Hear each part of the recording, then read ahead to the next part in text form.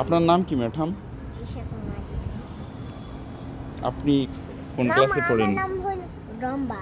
রম্বা। Number. আপনি কোন ক্লাসে পড়েন? হ্যাঁ, কোন ক্লাসে পড়েন?